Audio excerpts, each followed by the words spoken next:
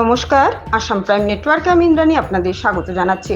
প্রকৃত কৃষক যাদের মা মাটির সঙ্গে সম্পর্ক, কেন্দ্রীয় সরকার বলুন বা রাজ্য সরকার বলুন, উভয় সরকার তাদের আয় কিভাবে দ্বিগুণ করা যায় সেজন্য প্রয়াস চালাচ্ছে।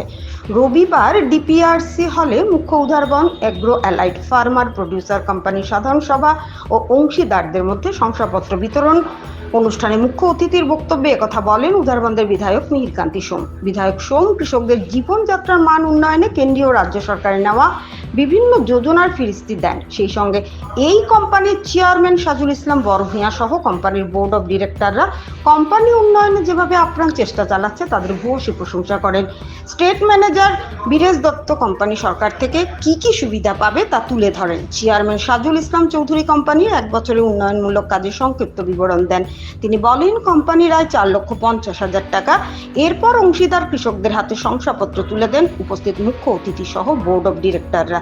Nihar Kanti Roy report, Assam prime network. প্রধানমন্ত্রী কৃষকদের জন্য স্বনির্ভর কৃষকদেরকে ইনকাম দ্বিগুণ করার লক্ষ্য নিয়ে 2014 যে সরকার এসেছিলেন তারপর থেকে প্রয়াস চালিয়েছেন।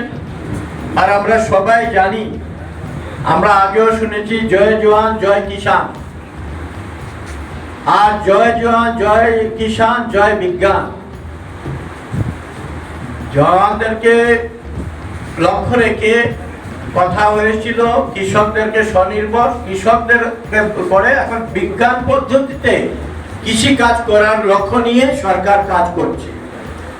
আর এইগুলোর জন্য বিভিন্ন এনজিও কাজে লাগানো হয়েছে, কোঅপারেটিভ সোসাইটির মাধ্যমে করা হয়েছে।